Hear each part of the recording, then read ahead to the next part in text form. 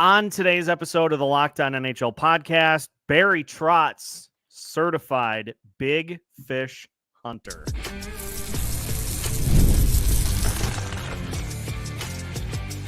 You're Locked On NHL, your daily podcast on the National Hockey League.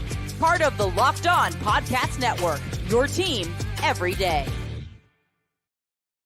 What's happening, everybody? Welcome into another episode of the Locked On NHL podcast. We are your team every day.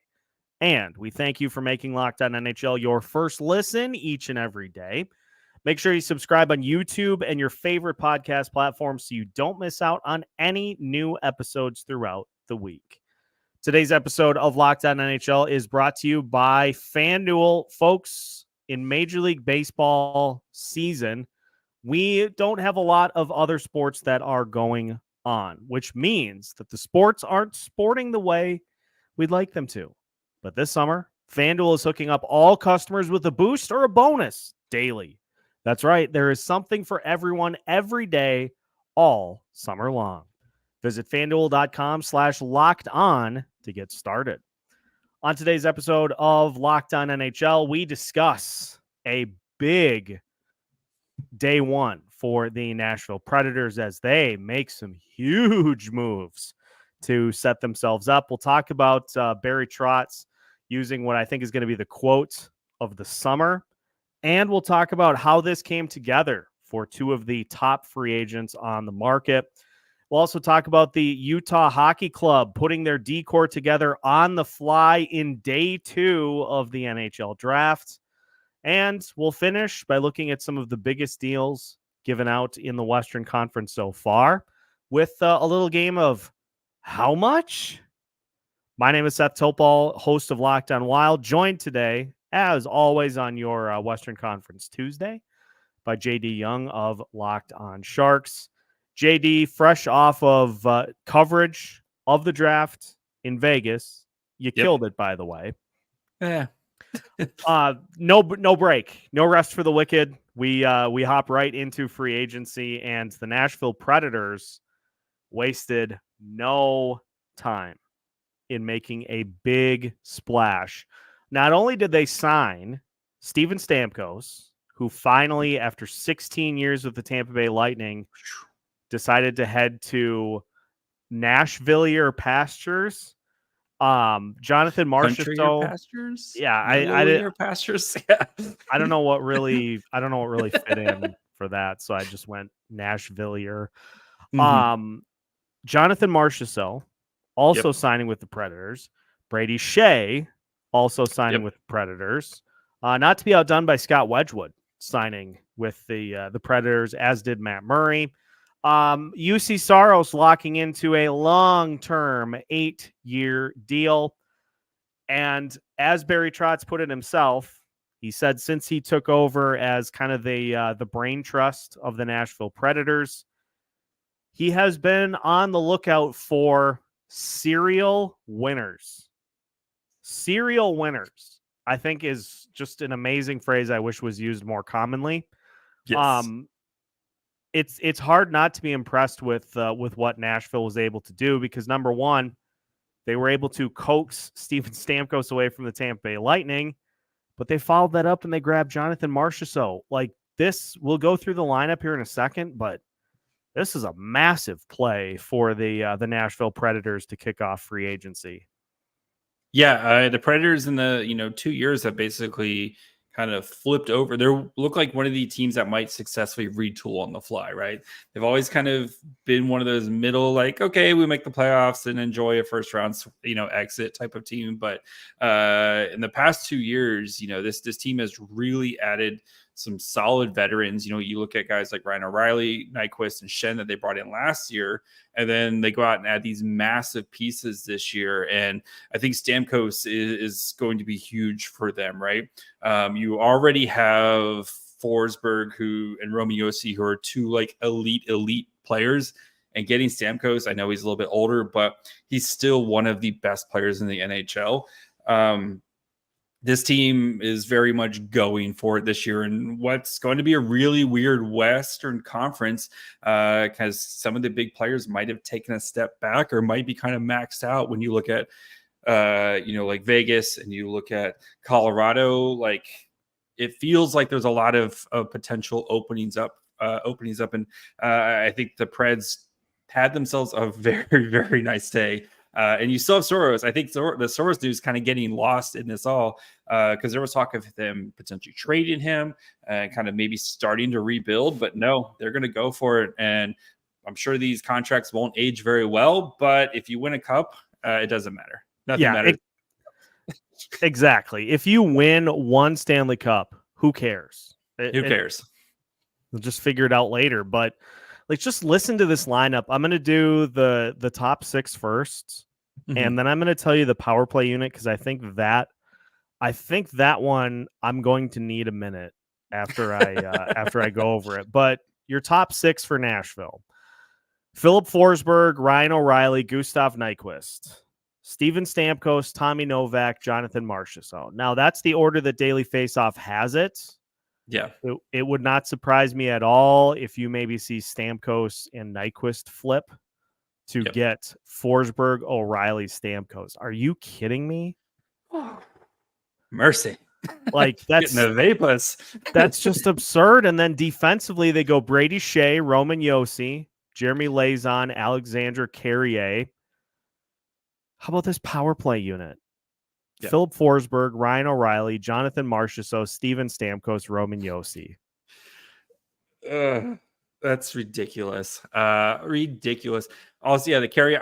I was really kind of mad that they were able to re-sign Carrier, because I had targeted him as a potential signing for the Sharks, and they locked him up on a really reasonable deal as well. I think he's a really good player. Maybe not going to get the shine with Roman Josi there. But yeah, this Preds team, they are going for it. And, there's nothing better than sports and just a sports theater of watching a team go for it, because either it works out or the thing just falls apart. And that's always fun and spectacular as well. But yeah, I love what the Preds are doing here. Like, there no time for full on rebuilds. We're going to try to do this thing on the fly and see if they can grab a cup here in the next year or two. And especially, again, you have Roman Josi and Phil Forsberg are in the middle of their primes. Why not try to surround those two guys with as much elite talent as you possibly can? And I think the Preds have done that. They have to be the day one winners, or even the offseason winners so far. I think has to be the Preds. Yes, I would agree. And, thankfully for them, Steven Stamkos and Jonathan Marchessault kind of talked it out a little bit. Like, before they made their decision, once it was pretty clear that Stamkos was not going to return to Tampa Bay, and that Marchessault was not going to return to the Vegas Golden Knights, they kind of got to talking from the sounds of it, and we're looking at some potential options. And when Nashville seemed like that was going to be the routes for Stamkos to go, they said, "Hey, let's go light it up together." Yeah, it's gonna be interesting to see what they do, because they are like already maxed out on cap space. If they maybe try to kind of get off a maybe medium-sized contract to give themselves a little bit of wiggle room here. But yeah, again, like and if two guys who want to play together and wanted to play together, fine by me. Like, that sounds fun. I'm very excited to see this Preds team kind of, once they gel. I wouldn't be surprised, maybe a little bit of a slow start, but once they gel and those guys kind of start clicking, by Thanksgiving, this team is going to be, I think, an absolute monster to handle in the Central. What they should do, yeah, thank you for that. What they should do is they should book a U2 concert the day before the season starts, only to have the plug pulled on that, so that then they can go on a 16 game winning streak, 19 game point streak, and very nearly vault themselves into the top 3 of the Central Division. Oh wait, no, if they do that at the start of the year, they'll be top 2. They'll be one of the top 3. The first undefeated season in NHL history. That would be something else. No, hot take. I think the Predators will be Dallas is still going to be really tough. I'm going to say second. I'm going to say second in the division because as we'll talk about, I'm sure, as the offseason unfolds, Dallas is going to be really good again. It's going to be tough, I think, for Colorado to field a team. Maybe we'll talk about that next week because turns out their cap situation's not great. Something I know about quite well as host of Locked On Wild. But that's for another day, because we're going to talk about how not only did the Nashville Predators win day one of free agency, but the Utah Hockey Club won day two of the draft, because turns out you can field a competitive D-core on day two of the NHL draft. We'll talk about that as we continue today's episode of Locked On NHL after this. Today's episode of the Locked On NHL podcast is brought to you by FanDuel. And with the Stanley Cup playoffs in the rearview mirror, with the NBA Finals taken care of, it is pretty much Major League Baseball until football gets going in August. And that means we get fewer games, and the sports just aren't sportsing the way that we typically like them to. But FanDuel can help keep the sports going whenever you want. All you have to do is open the app and dream up any bets anytime you are in the mood. This summer, FanDuel is hooking all customers up with a boost or a bonus daily. That's right, there is something for everyone every day, all summer long. So head over to FanDuel.com/lockedon. Make sure to use my handy dandy trick. Any team that the Chicago White Sox are playing, just bet on that team to beat Chicago. You're probably in a good spot. And if for some reason you do that and Chicago wins, let me know.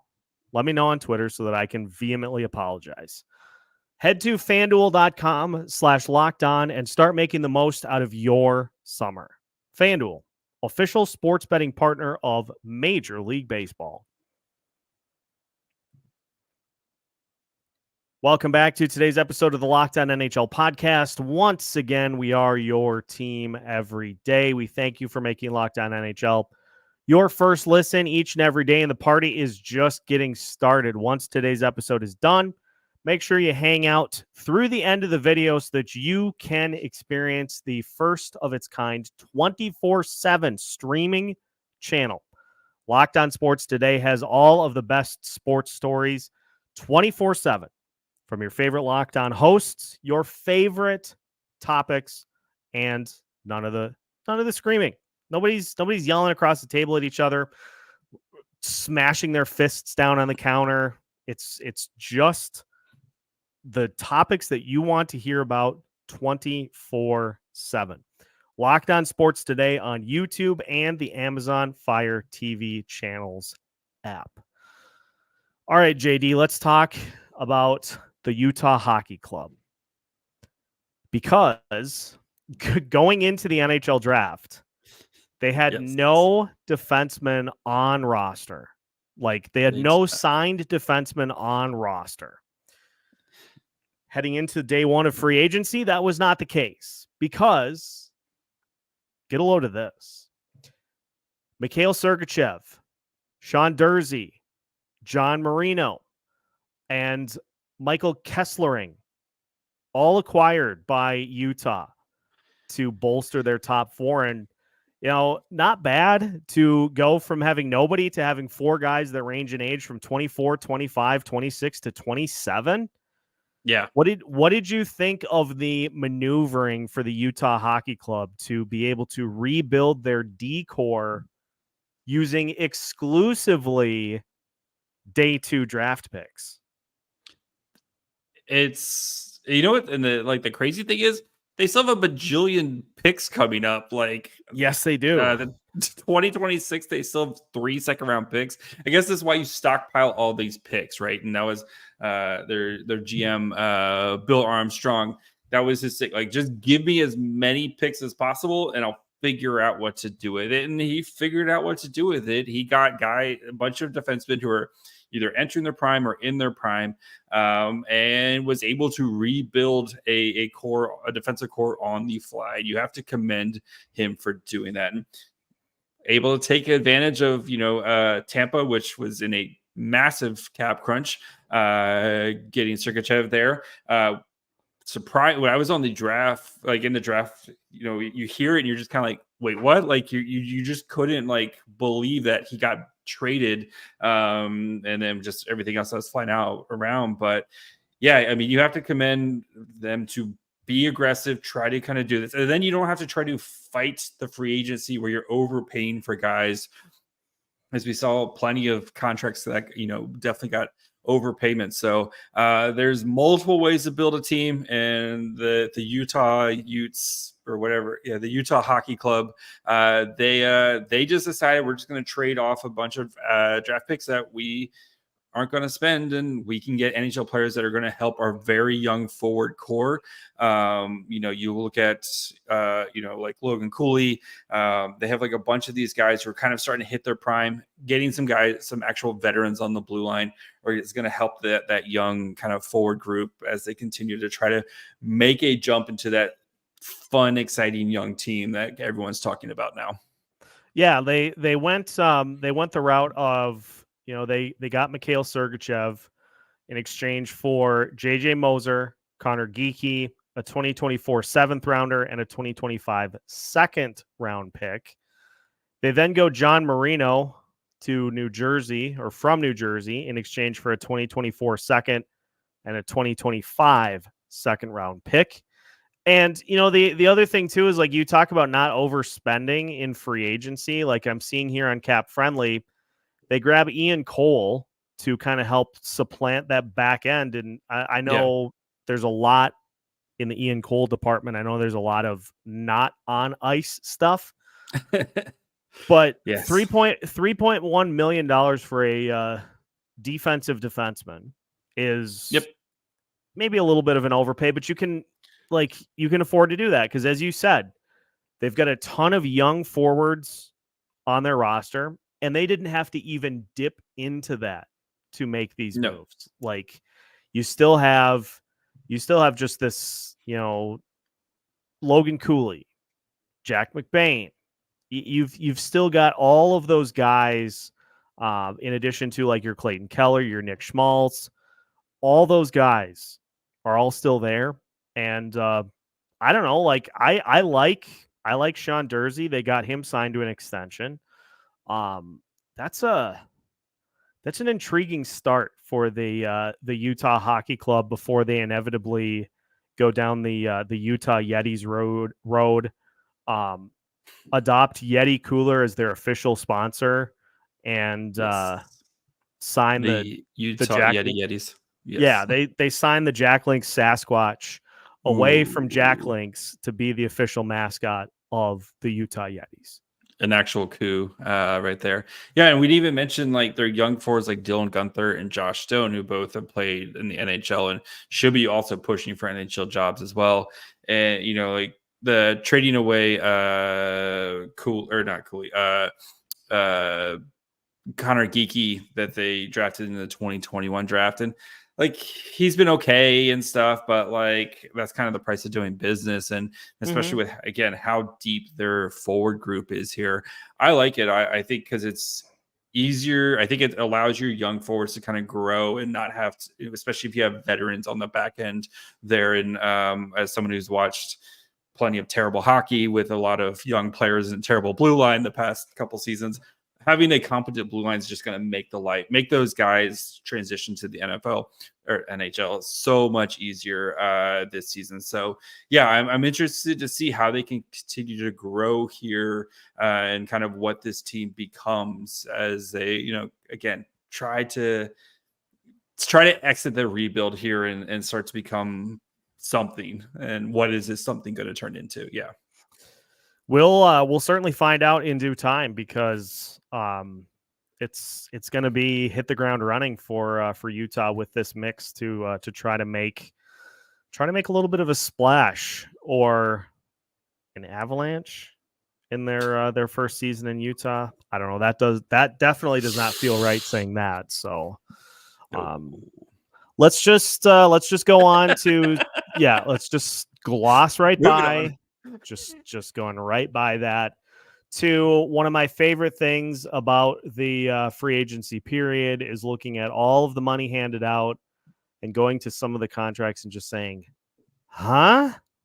So we'll take a look at some of the big ones. He signed for how much? That's next here on today's episode of Locked On NHL.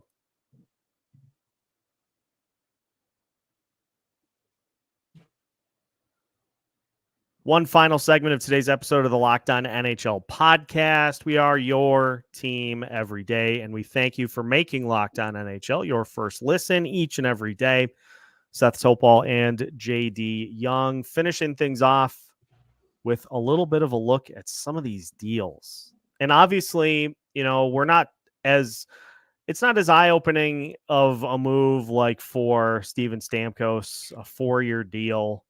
But I think we both centered on one that we wanted to start with. And so let's just dive right into the Chandler Stevenson mega deal with the Seattle Kraken. 7 years, $43.75 million for a cap hit of $6.25 million per year.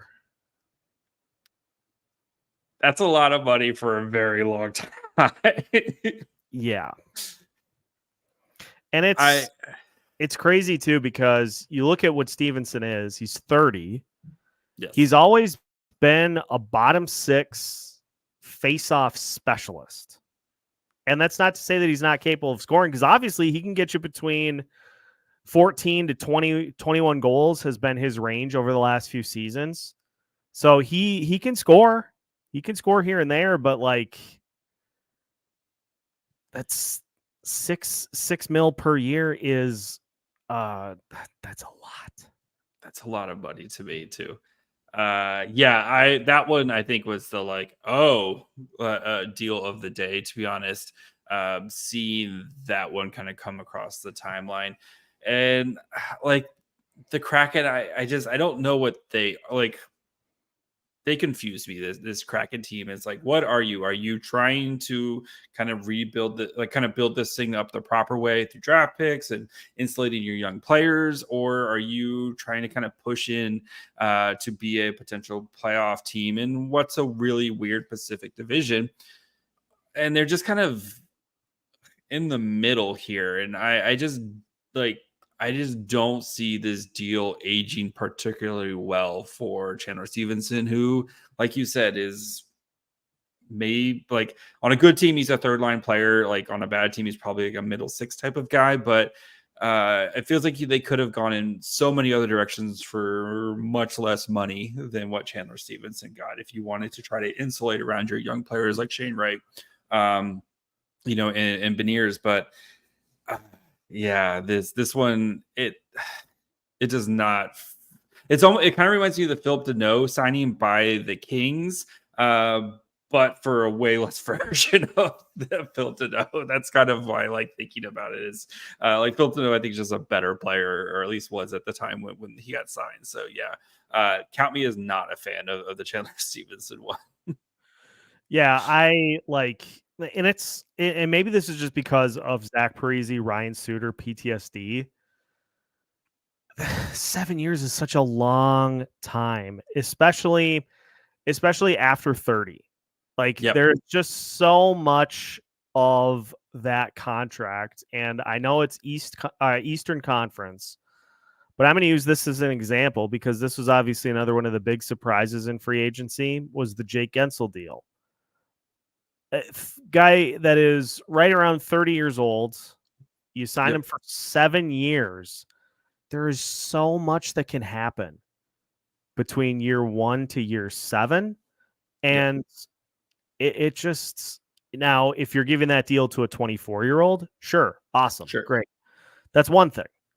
But the other one, let's just use Stevenson as an example. 30 years old.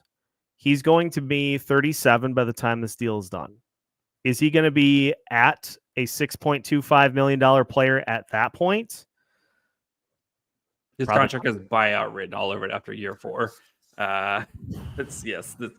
I would set if we can get FanDuel to set the over under at 4 years for the buyout on this contract, I'm putting it right around there. So this one definitely confused me. So really quick on the Gensel, like I get at least Gensel's like a top line player and has been a top line player. So like you can kind of like as he slides down, it's like, okay, he's like a way overpaid third line player. He'll like still get close to that level. Like Steven said, like there's not much more to slide down on from, from where he is. So What other contracts were you like surprised to see, or like which ones were what was your favorite kind of contracts as we went negative to start with? What was one of your favorites that you saw?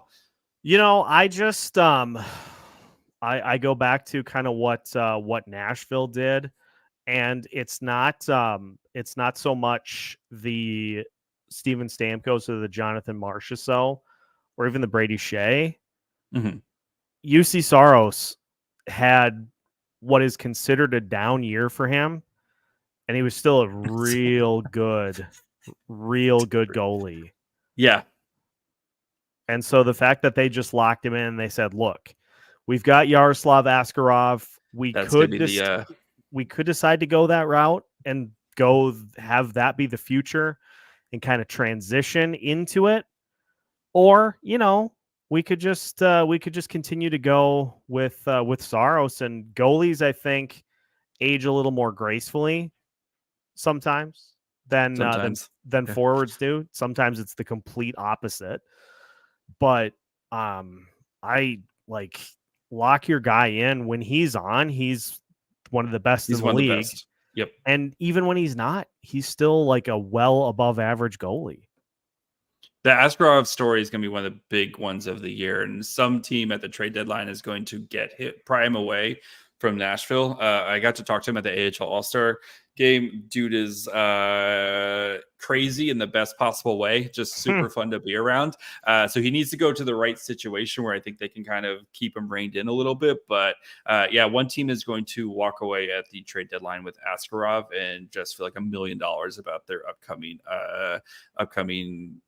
goalie prospect. So one contract I really, really liked, not Western Conference, but I always like when teams just take care of their young players early. Yes, I know exactly where you're going here. That was Yuri Slafkovsky, excuse me. I just like when they do that. Like, just don't mess around. As someone who watched their team mess around with young players and giving them the bridge deals, and then you're stuck giving these weird 8-year contracts when they're like already exiting their prime. Just don't mess around. Take care of your young guy. I love that. And I'm hoping my general manager, Mike Greer, takes note of that when he has big contracts to hand out to superstar young forwards at some point here in the not too distant future. But yes, just take care of your young guys. It's going to work out for you most of the time. I would imagine one of your other favorites has got to be Tyler Toffoli. You're teeing me up this on Tyler Toffoli. I love this fit for the Sharks. Maybe a year too long with the 4-year deal at $6 million, but the Sharks have the cap space. You have like 7 ELC contracts on your roster right now. And Toffoli is going to complement Macklin Celebrini's skills. Macklin Celebrini is a monster in the NCAA, and I assume he's going to be a monster at doing it in the NHL at creating offense off the rush. Tyler Toffoli loves creating offense off the rush. I could just see Celebrini just sliding passes over to Toffoli and Toffoli crushing those. The man is a walking 20 to 30 goal scorer every season. And his wife is from the Bay Area. He wanted to come here. He wanted to come to San Jose, and he mentioned like when he was coming up in the King system, how important it was to have some of the veterans around and for him to now kind of pay it forward to some of the young Sharks veterans. So absolutely love that deal for the Sharks. I think Toffoli is going to have a great season in San Jose, and it's going to help Will Smith and Macklin Celebrini and young guys like William Eklund kind of hit that next level. Yeah. I'll finish. I teed you up so that I could finish by talking about what the Wild did. I'm going to use this analogy. We are creating a Thanksgiving feast based off of the Minnesota Wild roster. All right. You got to have the main course. You've got to have, you've got a big family coming over. You've got to have the main course. And the Wild they've got Kirill Kaprizov. Yes. Now he's like and he's not like just any turkey. That's like that sucker's been in the smoker for like 12 hours. Like this is a beautifully, like, it's not just like you're, terribly seasoned and like, no, Kaprizov is a perfect bird. Like that's been in the hands of a craftsman. And Kirill Kaprizov, he's awesome. Very, very accurate. And so you've got that, but again, it's a big family, and that one turkey by itself is probably not going to be enough to feed everybody. Now it's going to be enough just on its own that if everybody kind of shares, nibbles, takes less than they normally would, then everybody can get a chance to experience. And so you go and you get, some other main courses that are not quite on that level. Like maybe you go out, you get a ham, you go get, some other type of meat to add to that mix. And then people just start bringing the sides. They just start bringing the sides. You got mac and cheese. You got mashed potatoes. You got sweet potatoes. You've got green bean casserole. You've got some sort of a corn dish. You've got buns. You've got like 15 other cranberries. Different things. The whole deal. Yes. Each of those sides by itself or with a couple of them put together complement that turkey very well. Mm-hmm. But you're not going to eat just sides. You have to have main course to go with it. Yep. And so this is all just a long-winded way for me to say Yakov Trenin, maybe a year too much. Beyond that, he's a penalty killer and a good one at that. And he brings an attitude that I think the Minnesota Wild were sorely lacking and have lost. So he accomplishes a couple of things. And I think he can be more of a presence than a few of the guys on the roster. But you add his deal in with all of the others that are currently causing some problems. And now all of a sudden you have filled up on just sides. And you don't have any room for the turkey anymore. Well, to be fair, you lost like a good chunk of your budget on the way to the grocery store. It just kind of, you had to. Yeah, you got robbed. You had to pay like your uncle needed some money. He just wasn't, he was like, hey, I'm just not as good at my job anymore. So you had to give him some money to go do his job at another place and then get fired from that. And now he's getting, oh, sorry, Ryan Suter, your uncle Suter. To be fair, you had to pay some guys before you could even get to the grocery store. So I get it. But yeah, it feels like some of the sides aren't siding enough, maybe so that mashed potatoes are more like the instant mashed potatoes instead of like the homemade ones. So yeah, I get it. And the sides cannot carry the dish themselves. No. That's why they're sides. Except for mashed potatoes. And so Jake Middleton, 4-year extension, 4.35 alone. I mean, the mustache certainly plays. It's probably a year too much for my liking, but at the end of the day, this is how extensions work. A lot of times it's a little too much money and it's maybe a year too long, but that's how you retain guys. But the problem is that you now have so many guys that are just all in kind of similar circumstances. They're complementary players. They're not capable of carrying a team themselves. And it's like there's not a lot of flexibility to do anything about it other than to just kind of keep pushing forward. And so that's where I kind of assess the Minnesota Wild after day one of free agency. And so I guess we'll see what happens next. But I just wanted to use that analogy. I know you're just really hungry too, so also that. Well, that's what we have for you for today's episode. So before you head out for the day, make sure you hit the like button on YouTube or leave us a nice 5-star review on your favorite audio platforms if you are so inclined. It helps with the scope and the reach of the show. We will keep you up to date throughout the rest of the week through free agency. We've got episodes every Monday through Friday here on Locked On NHL with our wide array of panelists that host the shows, whether it be at large NHL discussion on Monday, Western Conference Tuesday, Eastern Conference Wednesday, power rankings on Thursday, or more at large on Friday. We've got you covered every single day of the week. You can find new episodes of Locked On NHL every Monday through Friday as part of the Locked On Podcast Network.